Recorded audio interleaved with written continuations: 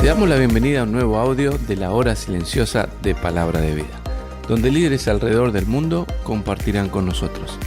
El día de hoy escuchamos a... Hola, ¿cómo estás? Te saluda Johnny Mercado desde Argentina. Estoy muy contento de poder compartir con vos este tiempo de la hora silenciosa.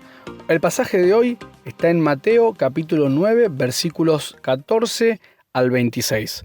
Vamos con la lectura. Entonces vinieron a él los discípulos de Juan diciendo: ¿Por qué nosotros y los fariseos ayunamos muchas veces y tus discípulos no ayunan? Jesús les dijo: ¿acaso pueden los que están de bodas tener luto entre tanto que el esposo está con ellos? Pero vendrán días cuando el esposo les será quitado y entonces ayunarán. Nadie puede poner remiendo de paño nuevo en vestido viejo, porque tal remiendo tira del vestido y se hace peor la rotura. Ni echan vino nuevo en odres viejos, de otra manera los odres se rompen y el vino se derrama y los odres se pierden. Pero echan el vino nuevo en odres nuevos y lo uno y lo otro se conservan mutuamente.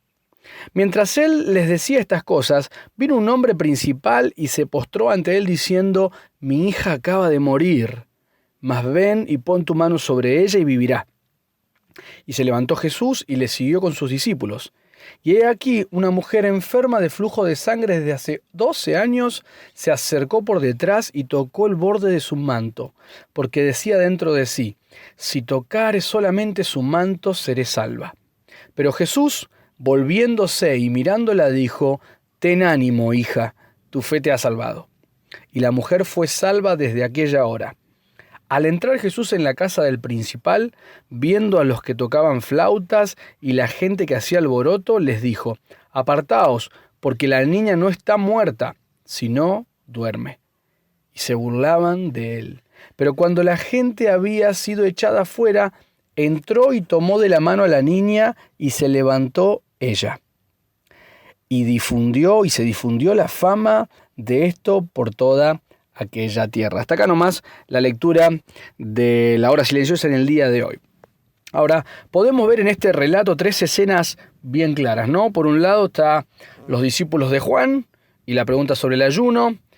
También aparece este principal de la sinagoga llamado Jairo, que le habla el corazón a Jesús y le cuenta la situación, ¿no? De lo que estaba viviendo. Y por último, la sanidad de la mujer con el flujo de sangre. Ahora, para entender un poquito mejor y tener algunos detalles más profundos de esto, te invito a que puedas leer el pasaje paralelo que está en Marcos, capítulo 5, desde el versículo 21 en adelante, porque allí Marcos pone algunos detalles muy, muy interesantes para considerar. Ahora, las tres escenas son muy distintas, pero ¿sabes qué? Las tres tienen algo en común. Y no vamos a analizarlas cada una puntual, sino ver algo que tienen en común estas tres. Y esto que tienen en común es que en las tres situaciones hay dos grupos de personas bien definidas. Por un lado están los que cuestionan a Jesús. Y esto lo vas a ver no solo en este pasaje, y no solo en los evangelios, sino en toda la Biblia. Pero no solo en la palabra de Dios, lo vas a ver en la historia de la humanidad y quizás estás rodeado de personas así, que cuestionan a Jesús. Y ¿sabes qué? Generalmente el eje del cuestionamiento es el mismo. Cuestionan la persona de Jesús. ¿Quién es este Jesús?, dirán algunos. ¿Te acordás de aquellos que decían: ¿no es este el hijo del carpintero? ¿Es Dios realmente Jesús o es un simple hombre? Algunos dudan de si es real la existencia de Jesús y consideran que es una figura ficticia. Otros solamente una persona como cualquiera de nosotros, alguien histórico, que tuvo trascendencia por la vida que vivió, por las cosas que dijo, pero nada más que eso. Ahora, C.S. Lewis plantea una hipótesis muy interesante. Dice: Jesús es o un mentiroso, o un lunático, o el Señor. Y es una buena pregunta para hacernos en esta mañana, ¿no? Como el Jesús le dijo a los discípulos allí en Lucas 9, ¿ustedes quién dicen que soy? ¿Quién es Jesús para mí? Deberíamos tener la respuesta a esa pregunta. Ahora, ¿sabés qué? Aquellos que cuestionan a Jesús no solo cuestionan su persona, quién es Él, sino que cuestionan su palabra. ¿Escuchaste lo que dijo?, murmuraban algunos. Otros por allí gritaban: blasfemo, luego de escuchar las palabras de Jesús. Pero no solo en aquel entonces, sino hoy también, muchos cuestionan si realmente las palabras de Jesús tienen importancia para nosotros. si son relevantes, si son trascendentes o si tienen alguna vigencia inclusive en el día de hoy, o si tan solo son lindas frases de un pasado lejano. ¿Sabes qué? También aquellos que cuestionan a Jesús, cuestionan su plan.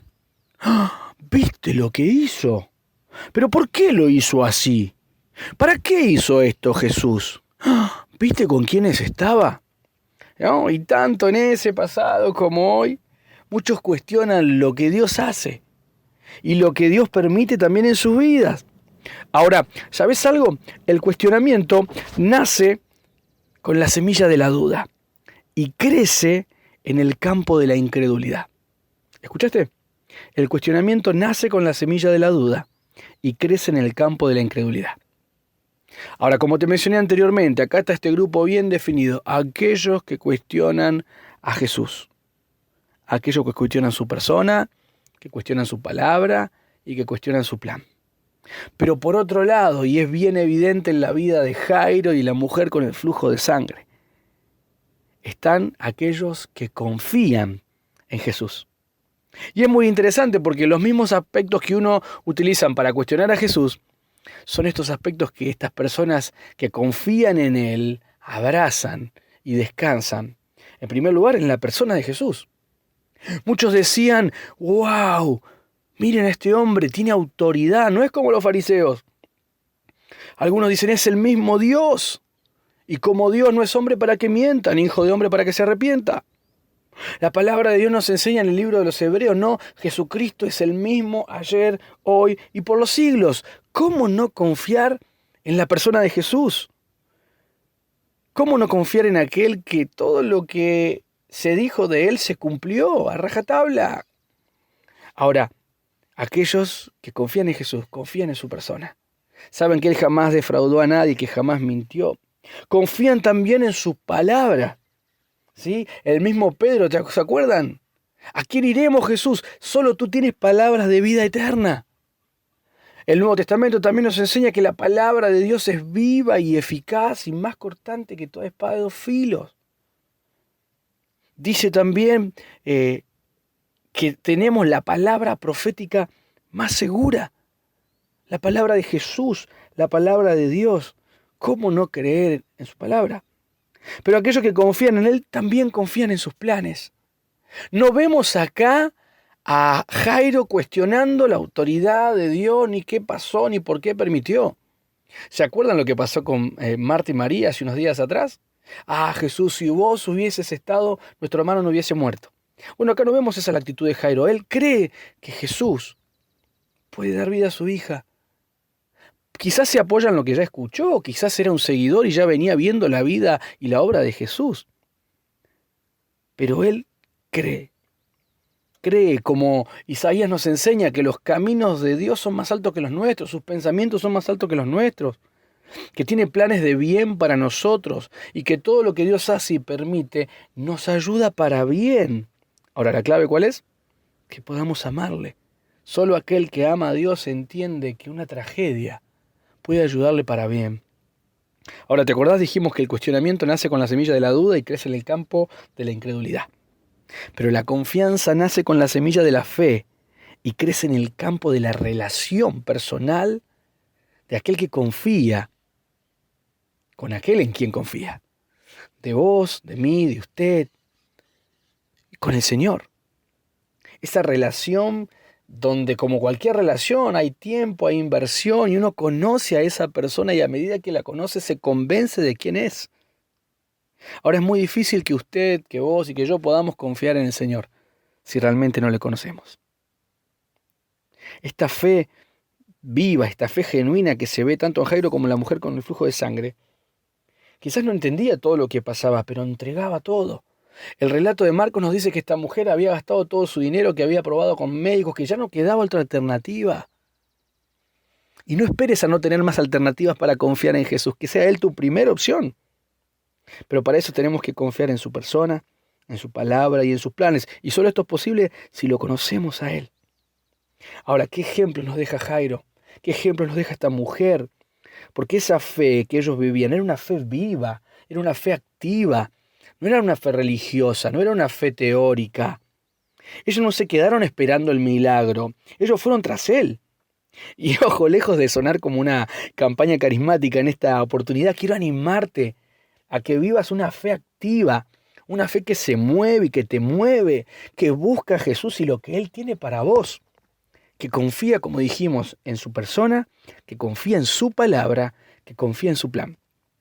Pero como bien dijimos, es imposible confiar en Él si no le conocemos.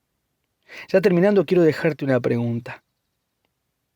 No sé cómo estás, tu vida espiritual, no sé la situación por la que estás atravesando, pero sé que Dios sí.